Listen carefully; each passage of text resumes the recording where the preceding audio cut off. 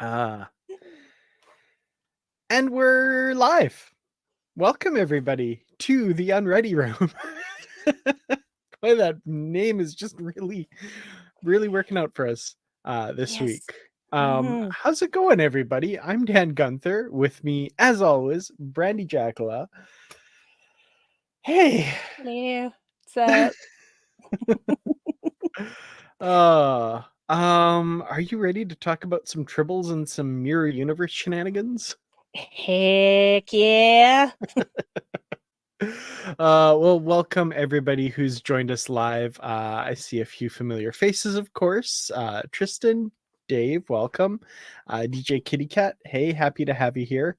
I'm sure there'll be more that join, but we have to remember too, we're a few weeks out from this all dropping. So yeah. Oh, Matthew, hey, how's it going? Um, Excellent. and then, of course, there will be everybody watching after the fact. We appreciate you as well. Thank you so much for tuning in. And yeah, we are here to talk about 2 episodes of season 2 of Star Trek Prodigy.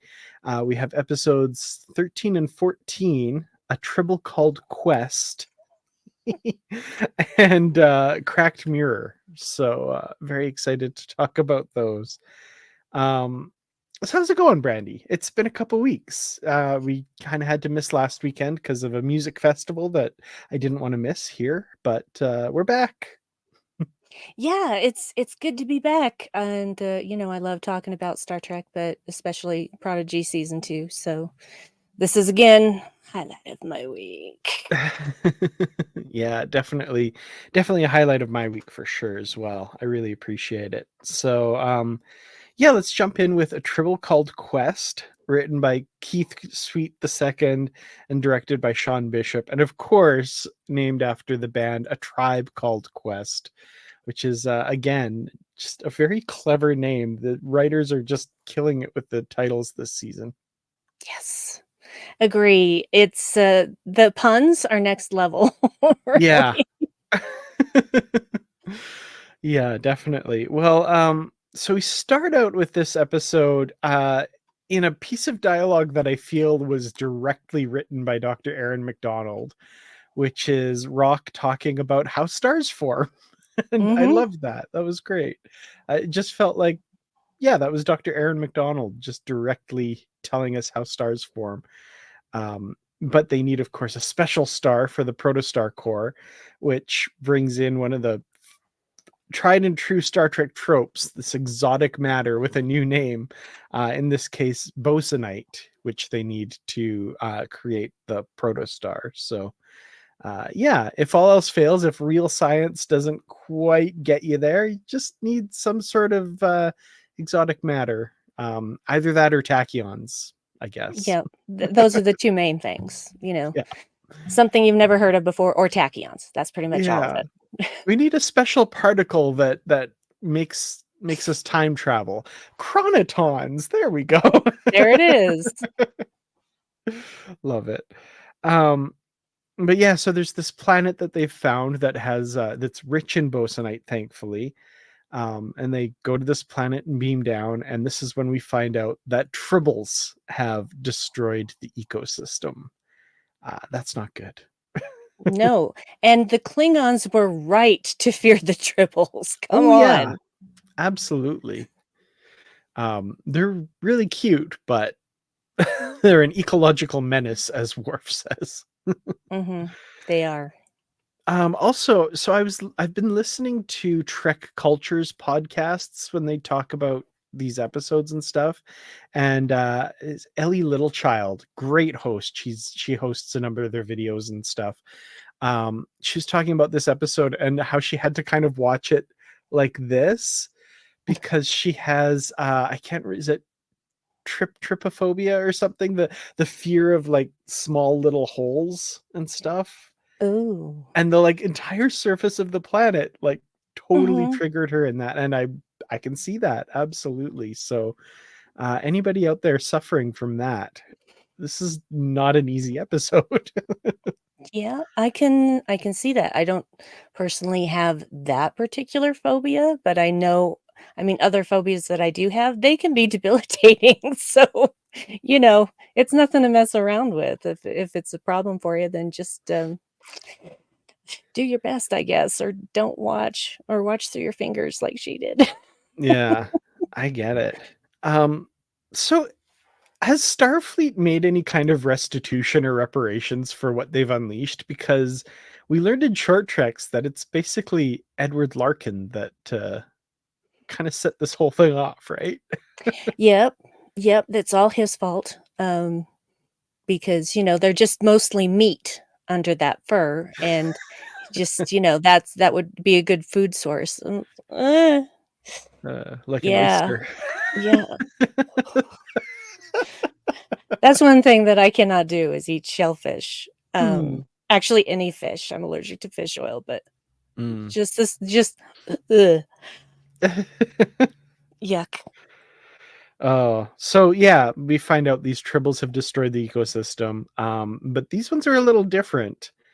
Rock finds out that they bite, and to get through Rock's skin, or Mhm. they've got to bite pretty hard, I'd think.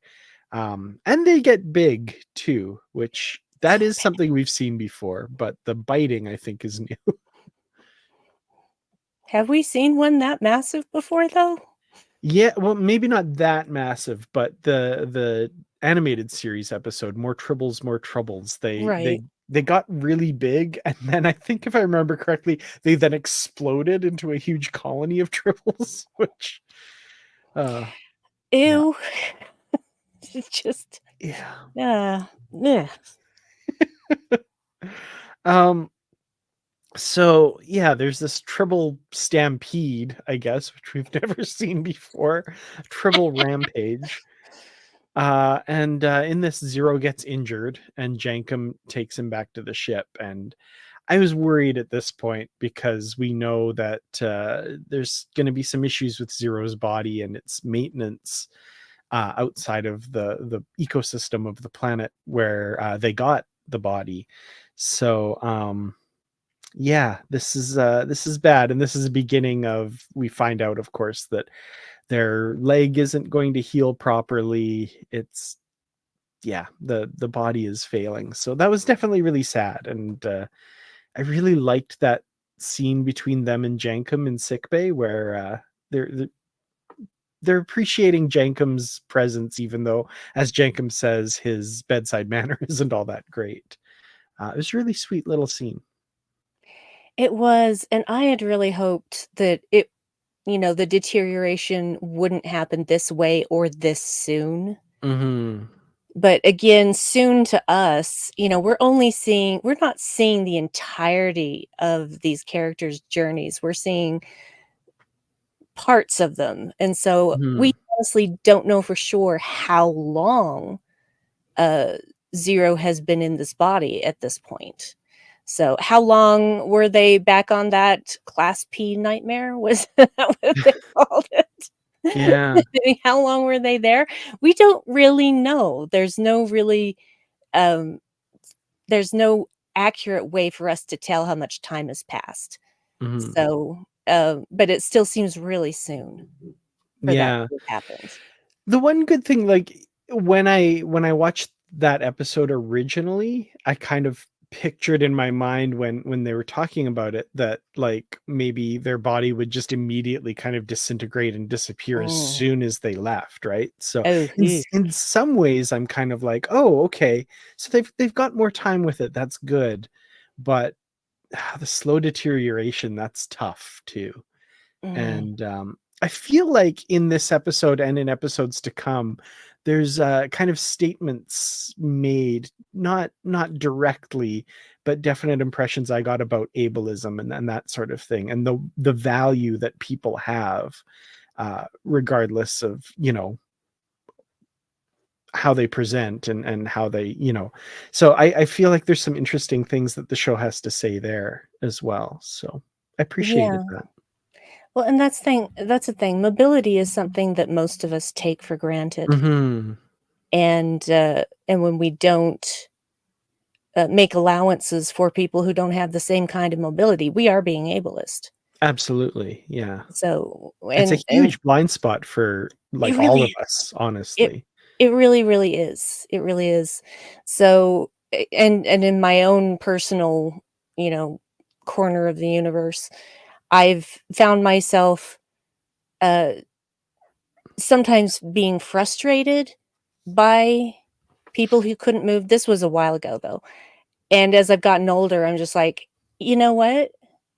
It's not their fault. They're doing No, the best that they absolutely. can.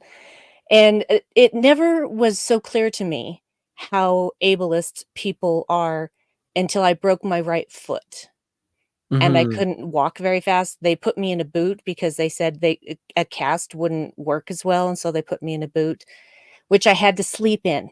I could only take it Oof. off to shower or bathe, and that was 6 weeks of fun. And it was also my Yeah. right foot, so I couldn't drive well, so I had to learn how to drive, how to use the pedals with my left foot, no joke.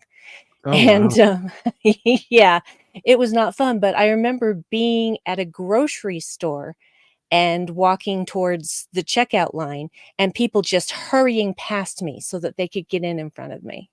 Yeah. And I'm like, "Wow, I will never do that to another human being again." Hmm. Yeah. And I feel like oh, there was a great quote and I can't remember who said it, but they said something along the lines of we're all just temporarily not like we all just temporarily don't have disabilities, you know. Mhm. It'll happen to everybody in some way, shape, or form, right? So yeah. Yeah, And that you don't have to apologize, guys, that the foot break was a long time ago.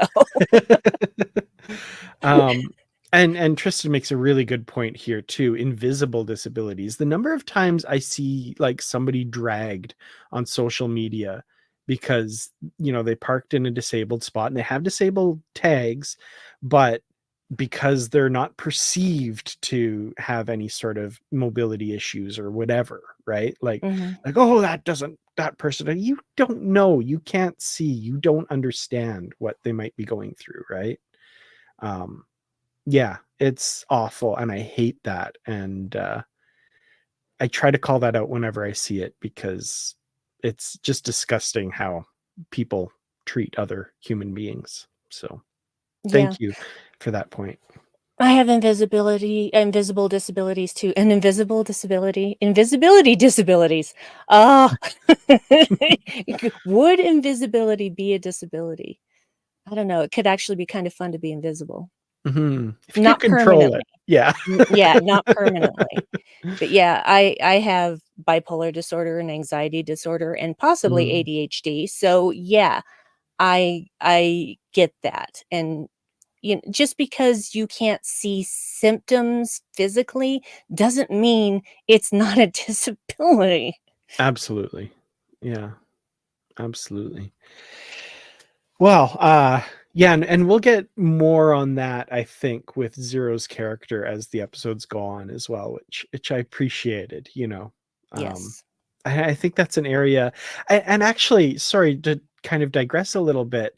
Somebody asked, I think it was Alex Kurtzman, about representation like that, more of that in the Star Trek universe, and he made some indications that Starfleet Academy is going to have some representation in those areas that Star Trek hasn't really done a lot before. So that's really Good. cool. Like we've seen on Discovery, kind of more background characters and that kind of thing. So maybe bringing that to the forefront would be something really cool. So, Yeah, do it and present it as normal. absolutely, 100%. Okay, so the Tribbles. First, this is where we meet the Klingon scientist, who I love. I love this guy. So great. He's the best. I wanna take him home and keep him. Yeah, What's his name? absolutely. Dr. Kruvang? Something like that. Something like that. Kruvang? I wrote it down, but it was sloppy. Also, I wanted to back up to Tristan's comment here too. The attack Tribble from Daystrom Station. This could be like, yeah, I absolutely see Section 31 following behind and being like, "Ooh, what's this?" Yep. Totally. Star Yep. Trek Picard season 3. If people aren't sure what's being referred to here, but yeah, there's the Daystrom Station. There's that attack Tribble that Ooh, Just what? No. Why? yeah. Don't do that. Ooh. Poor Worf. Um, okay, so the Klingon scientist, he's been working on trying to figure out how to stop tribbles from reproducing. He's been sent there by Chancellor Martok on this mission. He feels like his honor needs to be restored. This isn't a like prestige mission. You get the impression here, but he's doing his duty. He's a Klingon scientist, being a warrior in his own right, fighting against genetic inevitability, I guess. I don't know. Mm. Yeah, it's kind of funny how Chakotay's like, "Yeah, I haven't met many Klingon scientists," and I'm like, "Racism much?" Yeah, I mean, they have starships and warp drive, and Mm, even if they stole that technology from other species, which is implied in other stuff, they need people that know it to maintain it. Like, they have Klingon scientists, absolutely. yeah, found that a little racist, Chakotay. Yeah, a little bit, a little A little bit. bit. So yeah, Rock Talk, of course, has experience working with tribbles, and eventually comes up with a solution, apparently, to the tribbles reproduction, this retrovirus. Unfortunately, the lab is not the cleanest, and she ends up sneezing into the petri dish. I'm sure that won't come back to haunt them at all. Well, to be fair, she sneezed into a cloth, which then actually landed on the edge of the petri dish, and the edge of it fell into the petri dish, and the culture there started to take on form. Yeah. Um so yeah, we get this is the origin of what will come to be known as Bribble, I guess. The cutest mistake ever. Yeah, pretty adorable. I'm assuming the name is like half Brickar, half Tribble. Mhm. Maybe not half. I don't know how to quantify these things, but with some Brickar uh influence, I guess. Yeah. Yeah, it's pretty cute. Definitely pretty cute. I feel like they were I don't know. I need to see a Bribble plushie at some point. I I was feel like, just gonna say that, you're reading my mind again, Dan. yeah, right on the shelf next to the Moopsie, Yes, not quite as yes. dangerous. Not nearly as dangerous. Hopefully, the Moopsie will not drink its bones. Yes. Yeah. So there's one conversation I wanted to highlight that I love. Conversation between Gwyn and Majel as they're Mm. sitting on the I think it's just on the outside of the Klingon ship. Talking about their purposes and why they're there. I really love this conversation.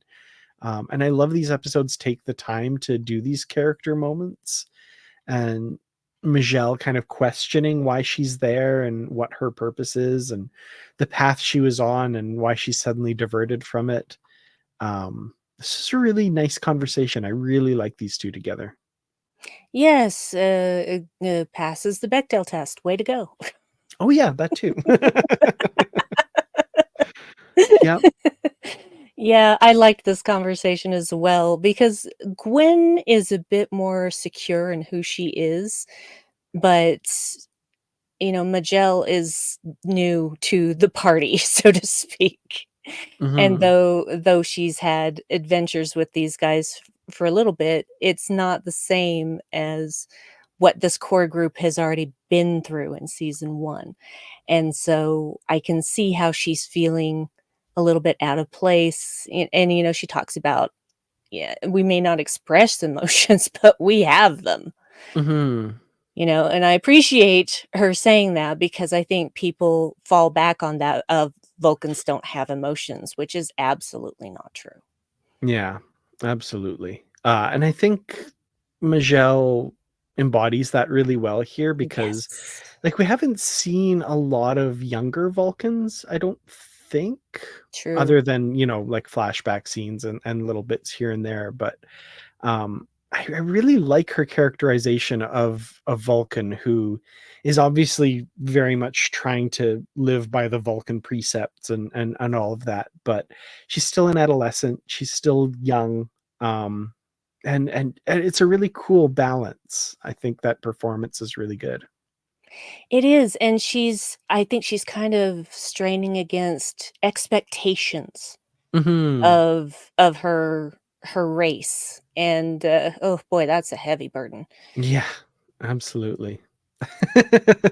Vulcan is it? Yeah. Mhm. Yep, absolutely. Okay, so the other thing that I love about this is Rock's consternation at this mistake she's made, and her like absolute like pumping the brakes on getting close to this creature, and Mm. but she's starting to fall in love. Like it's so cute to watch. It was inevitable, Oh great, it has a name now. especially when she's, like, holding it and it's on its back. I can't tell if it's male or female, we'll just call Mm. it for now, and it's wiggling all its appendages, and she goes, "Oh." Like, "You're done for. Oh yeah, You love your Bribble now." absolutely. So this bosunite that they need, the MacGuffinite or whatever, The bosunite. perfect matter. Yeah, exactly. The concentration of it is in the middle of the main tribble nest, I guess, and they need to Of beam it course. out. Of course. So they have this plan where Dal and Gwyn are going to set up transport enhancers inside to beam it out. Meanwhile, the rest of the crew is going to use quadrotriticale. See what they did there. Um, Love it. that was great. Use the grain to lure them out, but they kind of underestimate how fast they go through the grain, and pretty soon they find themselves with the tribbles stampeding back inside. They manage to beam the bosunite out, but they don't get beamed out themselves in time before the tribbles come and smash the transport enhancers. And now it's a big rescue uh, action scene thing, which I enjoyed. I thought this was really good.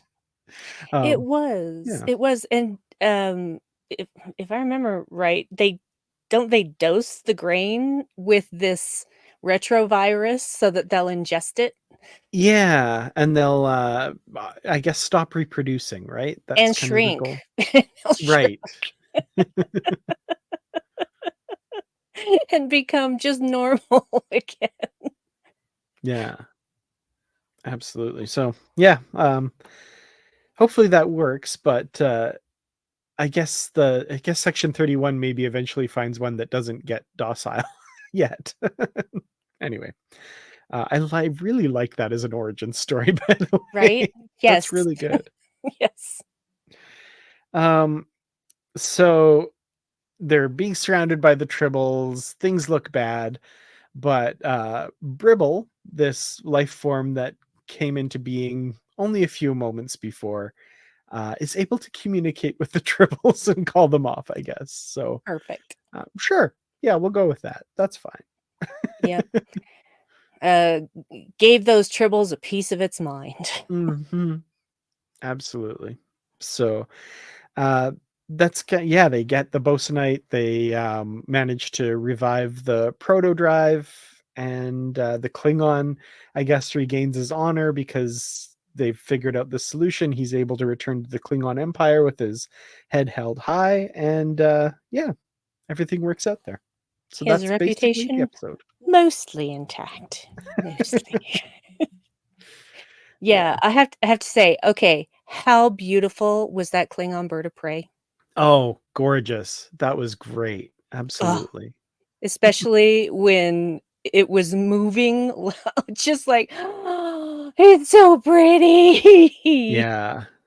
Well, I love the fact that because it's animation, you can have the characters interacting with this, and like you don't have to build some massive set or, Yeah, have an AR wall or something. Like it's you can just kind of do whatever you want, and it's absolutely beautiful. it really truly is. It's so realistic. Like I could see that, just stick that in a live action scene and it would work. Oh It yeah, was that well done. definitely. Yeah. Yeah, that was really gorgeous to see. I love the Klingon character himself too, like just that crack at the end, his reputation mostly intact. Like he'll go back to the Empire until Martok can find somewhere else to send him to get him out of the. Yeah, he seems like a pain in the butt. Mm, fair enough. Fair enough. Nah. So, okay, Easter eggs in this episode, and there are a few like big ones. The Tribbles, of course. Chancellor Martok gets a shout out as having sent this Klingon scientist there. The Quadro Triticale, of course, from the original The Trouble with Tribbles. The transport enhancers, that old school design, that was cool to see. The Klingon singing the like battle song at the end, Yasha Ko. I think that was originally from Birthright, the TNG episode, if I'm remembering correctly. I think Um, so. yeah. And then at the very end, Chakotay giving the order to set a course for home. I was like, I see what you're doing there. Yeah. It was very, very good. Very nice reference. I really at this point also think, why hasn't Chakotay replicated a new uniform? Hmm.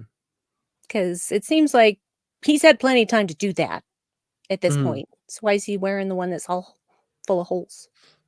We'll get there eventually. Yeah, I know. But that was my first thought on watching this episode is, why hasn't he changed clothes? Yeah, he doesn't have a good motivation yet. Seeing Janeway again will be his motivator for doing that, I guess. True, that's fair. But see, I didn't know that at the time that, Yeah. that I watched this episode for the first time. So, yeah. Like he's in schlubby dad bod stage. I like that. I don't necessarily think he has a dad bod, but okay. I Sometimes mean, that is a state of mind, though. that's true. That is true. So I will give you that. Definitely. Nah. Adam, this is a great point too. Um, yeah, I still remember when they first announced Voyager, and I was so excited at the character of Chakotay, the description they gave him, and then what we got in Voyager, as far as that aspect of his character, was just such a huge disappointment. But yeah, what they've done in Prodigy, just with him as a character, he's gotten so much more development than he ever got in Voyager, and I like him a lot better than I did in Voyager. Hmm. Yeah, they're amazing. I don't know how they turned this character around. I wouldn't have thought it possible personally for me to care much about Chakotay, but it's Yeah. great. It's impressive, and I think I think it's just all about uh the fact that this series has a core group of writers that just know what the hell they're doing. Hmm.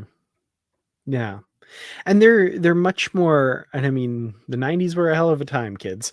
Um, Mhm. they're much more aware of the blind spots that were easily navigated into writing those characters in the Yeah. 90s. And they know how to avoid them and how to correct for them in some cases. So, Yeah. It feels like yeah. this has a writers group with a lot of empathy. Hmm. Absolutely. Yeah. Final thoughts for A Tribble Called Quest. Ratings, I guess, for it as well. I loved this episode. I felt so bad for Rock beating herself up for making a mistake. Like, making mistakes aren't a part of life. It happens. And it was just something that was so important to her. And I think that that has something to do with her being so young as well. She feels like she has to prove herself in some way. And that may have been why she was so angry with herself. But I'm just like, girl, sit down and take a breath. You are all right. And as it turns out, without the Bribble, they probably would have been killed. Yeah, So, absolutely. so problemtunity, I guess. Yes. Uh, this just the pun game. We've already talked about that. Amazing. I really enjoyed this. The tribbles, the Omega tribble, terrifying. Mhm. Just big tribbles, terrifying. It was really funny to see how fast they were reproducing as Rock was just holding one, and then there were two, and then there were eight, and then just yeah. Yeah. So I would give this one big Omega tribble, frankly. So it's the biggest That's thing I can think of. that's a pretty good rating. Yeah. I enjoyed this episode. It's a little bit it's one of those ones that, like, I think when I watched it through the first time, I didn't really remember much about it because it was kind of like, oh, they're getting the thing, they're going on to the next thing. It's kind of a little side quest, but like side quests are good. Mm-hmm. Side quests are important, I think, and this was a fun one. I like the little references. I love the Klingon character.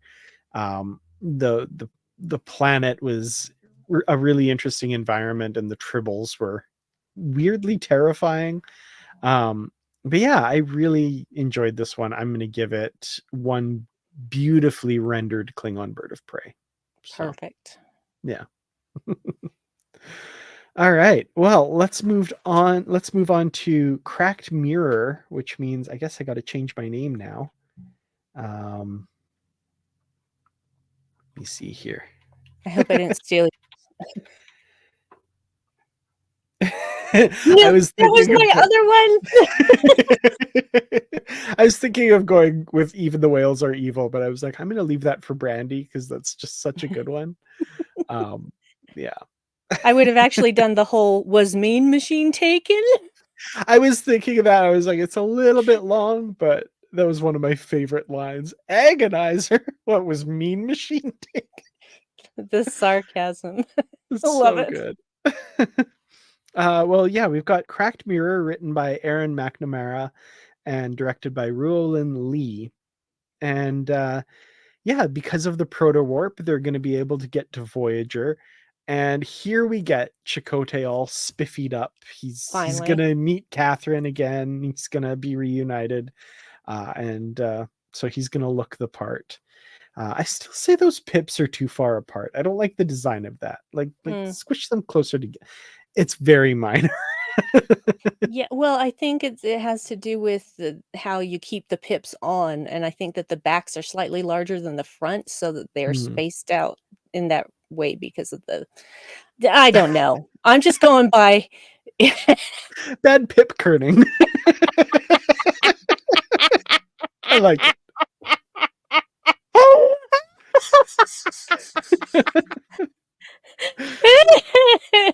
I love it. Like I love that concept makes sense in my head. Yep. Yep. Yeah. I just like the way they do it on the other uniforms better. They're a little closer. Yeah, it's fine. Nah. You can have your preferences. It's all good. So yeah, they get to Voyager thanks to the proto warp, and Janeway is going to be a bribble sitter. And I With her love laser pointer. little laser pointer with her finger, and the very self-aware comment that like, I think this is going to amuse me as much as it does you. Yeah, we point laser pointers at cats because it amuses us more than, I think that's the main reason. Yeah, well, the cats get something out of it, They do, but yeah. because cats get bored. Yeah. Oh, absolutely.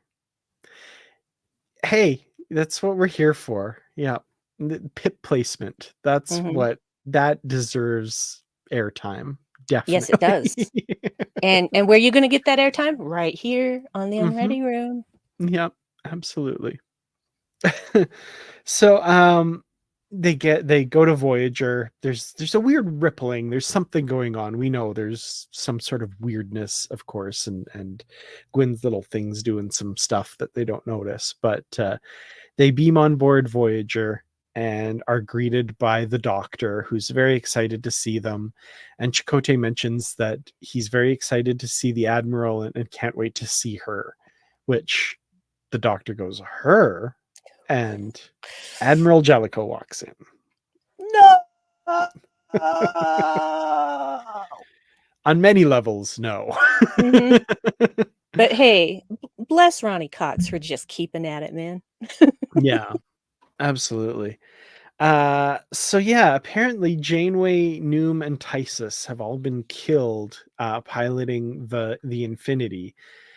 But that's not how our heroes remember things. That's not how things happen. So either they're suffering from a mass delusion or they've crossed over from a different reality. And we of course know which one it is. Well, I find it funny that they first go to the mass delusion, and I'm like, how often have you encountered that versus how often have you encountered alternate realities? I would jump first to the alternate reality theory. Yeah. I do appreciate though the idea of eliminating the things they can easily eliminate first. Agree. But So the doctor especially. Just yeah. yeah, he's probably like, "I gotta do my due diligence." Yeah, you Shared gotta psychosis or alternate reality? Hmm. well, he knows which one would be, like, less problematic for them all. So, Mhm. he's hoping for the one, but he knows deep down it's the other, for sure. Yeah. Um, so in a bad move before they quite realize exactly what's going to happen, they split up because they can't all fit in the turbo lift. Um, Dude, have you never played D&D? You don't split the party. yep. Yep. So, Rock and Zero are going to take the next turbo lift. Meanwhile, the rest of them get on this turbo lift, and on the deck where sickbay is, they get out, and it's like this abandoned Voyager being stripped for parts. And we get to meet again Thaddeus and Okana. Uh, that was fun. I'm glad they brought him back this season because like he had a fun bit in season one, and yeah, give William Campbell some work and bring him back. That was great.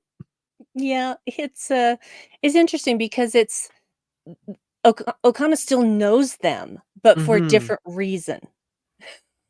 Yeah, well, he knows them for the same reason as well as a different reason because they Yeah. still encountered each other in this Uh, reality before, but they're galaxy famous now because, yeah, in this one, the artificial construct, whatever weapon, took over like every ship in the galaxy mhm. eventually, and it's bad. It's really bad. So, Yeah, that was a that was a fun illustration of the stakes of last season, I think. indeed.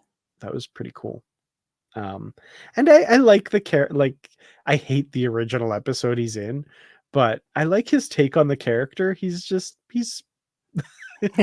clueless, but, like, he's like, "Yeah, sure, I don't know what you're talking about, but I hope you find what you're looking for. Hope the transporter works. I sold a bunch of the parts out of it, but it'll probably Yeah, work." sold a lot to the Andorians, sorry. Yeah. So, yeah, he's gonna beam them to the bridge, so that they can skip all the decks because they're worried about Gwyn's thing fritzing out as, she goes to different decks and it having a bad, effect on her. But, yeah, the transporter thing doesn't quite work. They appear back in the transporter room and apparently in the mirror universe. So there we go. You That's could tell by the red lights. yes. Yeah, they change all the bulbs to red just Mhm. just so they know they're extra evil. Extra evil, because red is the color of evil, apparently. Yeah. So, okay, I'm seeing the discussion happening in the comments, but I want to talk about it a bit too. Um, so why is the Terran Empire a thing again if the rebels seem to be on a different path in DS9? So, the creators of the show have talked a bit about it too, and there is one line where they mention the new Terran Armada. So at least part of the rebellion, which we saw being victorious in overthrowing the Klingon Cardassian alliance in Deep Space Nine, or on the way there anyway. At least some of them have tried to reestablish a Terran empire. So, uh, yeah, not the direction we would have hoped they'd go, But this is also what they've done in the comics, I think, as well. They've kind of said that while the stuff was happening in Deep Space Nine, there was also like a remnant of the Terran Empire still kind of doing its thing, and then Voyager, I think, is part of that as well later on. So Well, and it's kind of honestly, when you're dealing with alternate realities, just because you're in an alternate reality like the mirror universe, that doesn't mean you're in the same time period of that galaxy or of that universe as when you were last there or when someone else was last there, mhm. because time doesn't necessarily flow the same in both universes. And whatever doorway you use to get into that alternate universe doesn't necessarily mean you're going to show up in the same point you left before. It's just, quantum physics is complicated. Yeah. That said, this stuff does take place after all of the Deep Space Nine It stuff. does. Yes. So yeah. Oh, I loved also the character design of Janeway, which I don't know that I don't think I read the Voyager Mirror comics, but I think in the comics she kept the Seven of Nine thing as like a trophy of killing her or something. I And think that's right. I Yes. love that they incorporated that into her character design here. That was terrifying. Yeah. It made me a little sick inside. Hmm. Yeah, you could tell Kate Mulgrew doing her voice was having fun Of too, course she was. How could she not? and Robert Beltran for Chakotay as well was really playing that up. That was fun. Wow. There was a lot of steamy stuff going on between the two of them. Just like, Yes. woo, this is rated G. Yeah. Yeah, we'll talk about Janeway and Chakotay at the end of this too, because there's some interesting stuff that can be interpreted various ways. Um, okay. Thank you, Patrick. Apparently, that's from Star Trek Online, not the comics. So I appreciate that. Thanks. I do know the comics did do Mirror Voyager as well, but I didn't. I don't think I read those ones, so I'm not sure. But cool. Um, Meanwhile, we'll just touch on this briefly. Rock and Zero take the turbo lift and end up on a ship full of the Enterpriseians from last season. Love it. Uh, and I guess they're going to alert Captain Tuvix. Yes. Oh dear. Oh, Um, wow. I was really hoping we'd see more of that universe, but we kind of just hear about it basically later. But yeah. Okay, so this is where we get the discussion about the agonizer and Jankum's great line. Agonizer, what was Mean Machine taken? I love that line. But they're going to torture the Prodigy crew, the Protostar crew for information. And Chakotay decides to start with the cute one and yeah, opens the force field. And I love Murph acting all scared and timid and then doing Murph things. Oh, I love to see Murph go to town on a bad guy. It's one of my favorite things. Patrick, I don't want to find this as funny as I do, but thank you.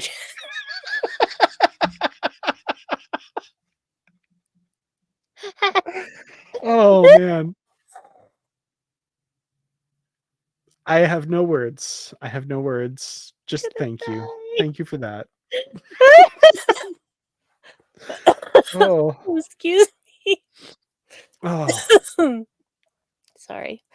Whew. Do you think anytime that Chakotay starts saying there's a famous story among my people that Janeway just like hits him and leaves? Mm-hmm. Because Like, that's what no, I feel like doing. just no. Anyway. Anyway. Um so yeah, they managed to overpower Chakotay. I love Chakotay switching clothes and using the grease to make himself a goatee, and then Murph doing the same thing. That was adorable. Um, How could anybody be fooled by that, though? yeah, so they did a thing when they first run into Janeway later, where he kind of like hides his face a little bit, but then they kind of abandoned that. And she does clue in pretty quickly thereafter, but it's in the stylized animated world of this. You can get away with it, but if it were real life, I don't think that would really work. No, I think well, it just depends on how well people pay attention. It's not gonna work with Janeway because, obviously she is, shall we say, intimate with this Chakotay.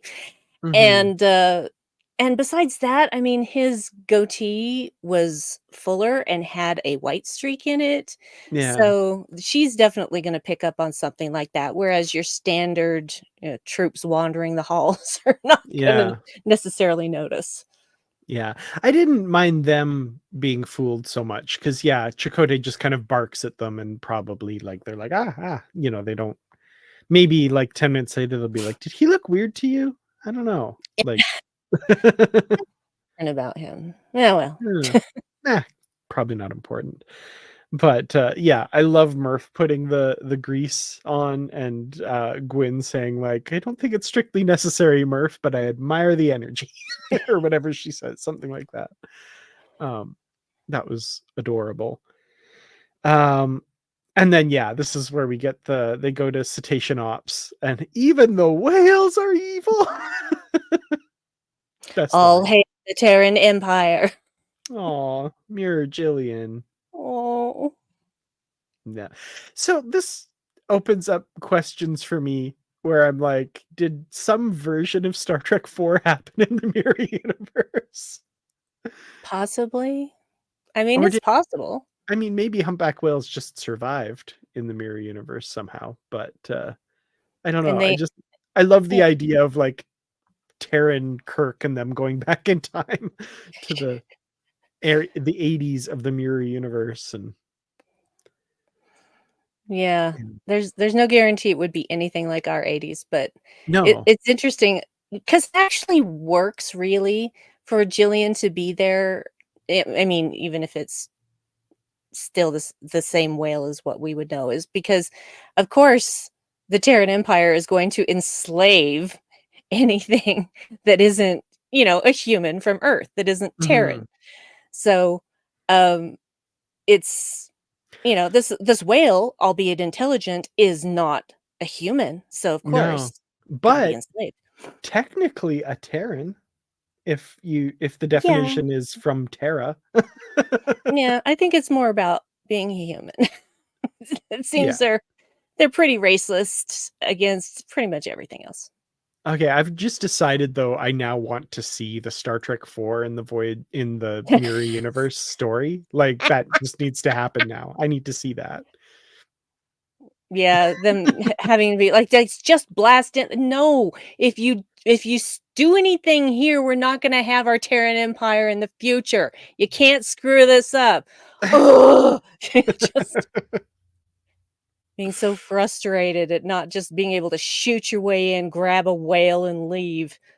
Yeah. And they'd probably, in their short-sightedness, only take one whale. Yeah, they'd be dumb. Mhm. Um, so yeah, they need to close this rift basically to kind of fix everything. And they decide that they can use the main deflector dish to do that because of course you can. That's what the deflector dish does. Yeah. Everything that nothing else can do is the deflector dish. The good part is though, it does take more than just a couple button presses to reconfigure it. It takes a couple button presses and then waiting a few minutes. Mhm. So that's a little harder than it usually is. Yeah, well, it's a more advanced ship, and, Hmm. the deflector dish probably does now more than everything that we could Yeah. have thought that it does, so Yeah. Need your burrito microwaved? The main deflector dish. yep, draw power Yeah. from the main deflector dish if your replicator isn't working properly. Yeah. Absolutely. So now we get the loom attacking though. Chakotay is about to activate the deflector dish, but the loom attack and everything grinds to a halt as it did before. Luckily, Gwyn, of course, has the thing and is existing outside of all of that. And great little action sequence. These things are terrifying as ever. I love the Mhm. design on these. But yeah, she manages to evade them and activate the deflector dish, which resets everything. And we snap back to the point where they're beaming onto Voyager from the protostar. But they have all their memories intact of everything they've experienced, which that's when we get to learn about Captain Tuvix's Vulcan Talaxian fusion cuisine, which was just chef's kiss, just beautiful. Really, it was. And, you gotta wonder because Vulcans are vegetarians, right? Hmm. And Talaxians seem to eat a lot of disgusting things. Um, so I want to know how that works. I want to know how Talaxian Vulcan cuisine, fusion cuisine works. Lots I of want Leola root. recipes. Yeah. I want recipes. I want a book of recipes of Talaxian Vulcan fusion cuisine. So I've got a question, and this is very niche. In one episode of Voyager, uh, Neelix makes Alfarian hair pasta, which is apparently it's molted by this species and gathered up and made into pasta. Um, I know that's not vegan, but would that technically be vegetarian? Because it's, I don't know, probably not. I'm gonna go with no, because Yeah. So if the thing that it was gathered from is not a vegetable, you can't yeah, make it into a vegetable. yeah, but I mean, vegetarians can still eat eggs, right? Well, it depends on how hardcore of a vegetarian Yeah, you are, vegans can't. Yeah, it depends, but you can still call yourself vegetarian and eat eggs. which is interesting because those are technically meat products because they Hmm. come from, uh, they come from chickens. So and chickens are technically, well, it depends on the definition of the word meat, but it's not vegetarian. Yeah. So, Yeah. I don't know. I don't know either. Anyway, that was so I wonder if that's included in the Vulcan Talaxian fusion. Anyway, um that's way off there. But yeah, so they beam on board Voyager, and luckily the admiral in question this time is in fact Janeway, and we get the reunion between Janeway and Chakotay, which is very touching. And I do want to talk about for a moment because I love how you can absolutely interpret it either way, depending Mhm. on how you sit, whether you're a JC shipper or you're not, right? Um, they could absolutely be in a relationship. It feels like that makes sense for this.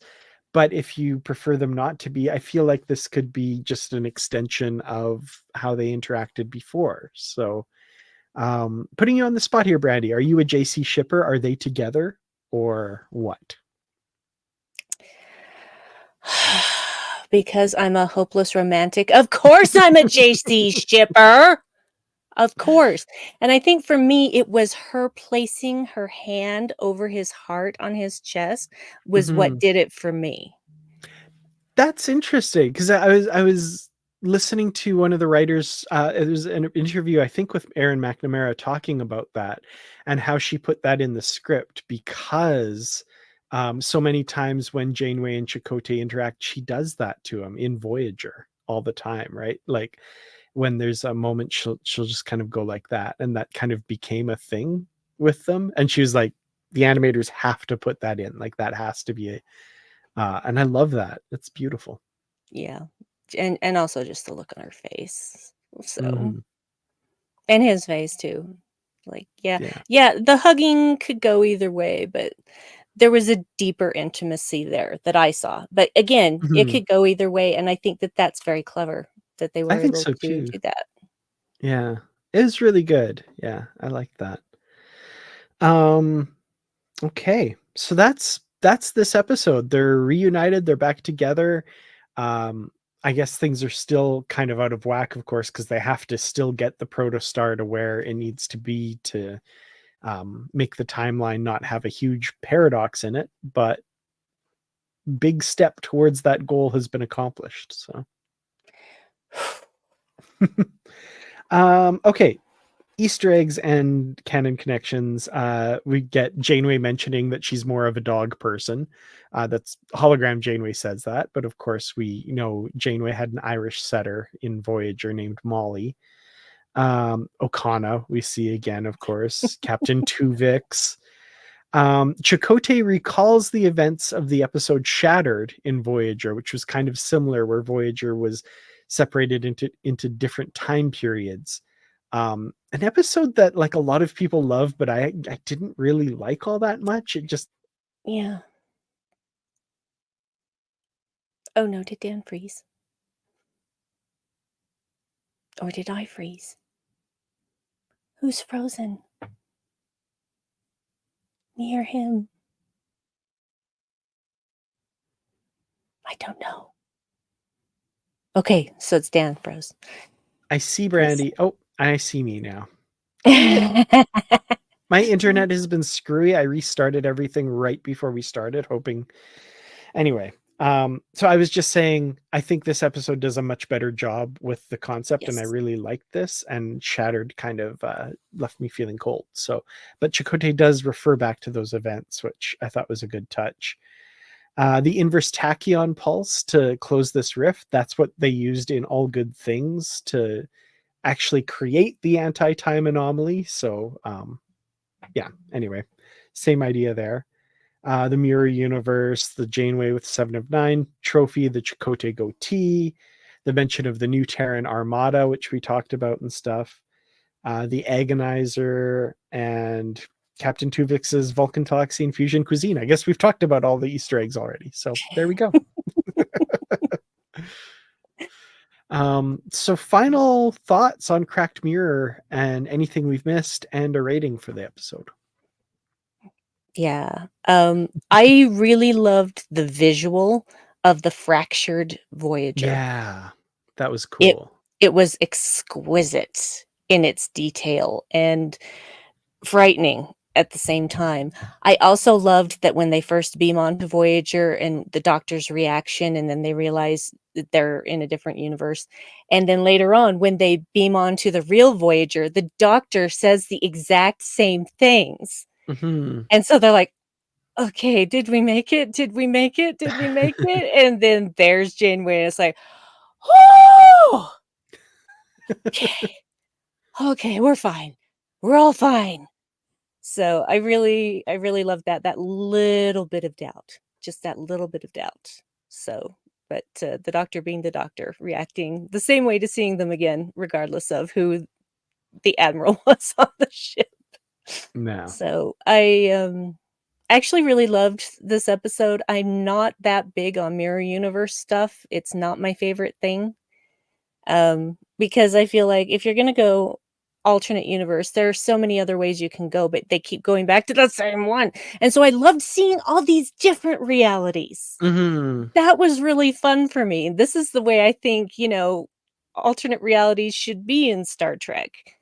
Kind of like all the different Earths in the Marvel universe. And, Yeah. we're 616, by the way.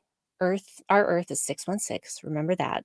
Because there's, like hundreds of thousands, millions probably. But I really loved that aspect of it because it felt to me like the way alternate universes should be done in Trek. So, Mm-hmm. and also the reunion. Yeah, I'll be honest, I teared up. Big surprise to no one. And so I give this let's see, I have so many choices here. I'm going to say I give this 1 heaping helping of Jankum-Pog's thorium grease. Oh, that's a good one. I like that. Yeah, I enjoyed this episode. I'm kind of like you, like the mirror universe stuff gets a bit tiresome, but at the same time, I'm kind of glad like finally we get a little dip into it from the Voyager side of things. So it's like, okay, yeah, we can check that box now. That's happened. You can tell the actors are having fun with it, so I Oh enjoy yeah. that. Like, that must be kind of fun to do. But yeah, like you, I feel like all the different realities that are different from that, that would be more fun to explore. Like, I kept thinking we'd go back to the Enterprisian thing and see how they're doing, and maybe they'd go to different ones trying to find their way back or something, but we just don't really see them till the end. They just kind of hang out there, I guess, which is probably the best choice, honestly. Yeah. Um, but yeah, I would have liked to see more. um there's fun stuff. The evil whale, that's great, with the big scar. It's fun. And then yeah, of course, the reunion, which is what really this episode is building to, and is doing. That was wonderful. That was really good to see. So yeah, I'm gonna give this a good collection of high priced transporter components sold to the Andorians. That's my rating for this episode. Excellent. Those are So very useful. So yeah, absolutely. So yeah, that's these two episodes. I had a ton of fun. We'll be back next week, of course, discussing the next two episodes. But in the meantime, Brandi, what projects do you have on the go? Where can people find you? just find me places. No, I'm just social media is not my favorite place to be, and so if someone y- mentions me directly, I'll usually see it and say something.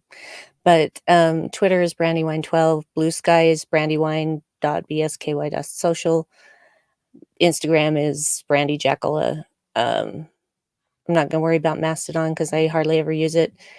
I think that's it. New episode of Shield Podulation is going to be recorded this afternoon. Should be out later today. We are, Yay! if you haven't listened yet, we are covering Voyager Season 5, Episode 3, Extreme Risk, which is a hell of an episode because that's when we get that Delta Flyer, guys. Mm-hmm. Great episode. I love that one. I'm It excited to is. hear the thoughts from both of you on that. Oh, we're going to have a great time talking about it. So that'll be out later today. Cool. So after that, only 930, I can't remember how many episodes and films to go, right? We're And going to be doing this till we're dead yay! because they're going to keep making Star Trek. And so we're going to keep doing episodes. Absolutely. And yeah, don't forget Coupon Jim. Got to keep that going. Yes.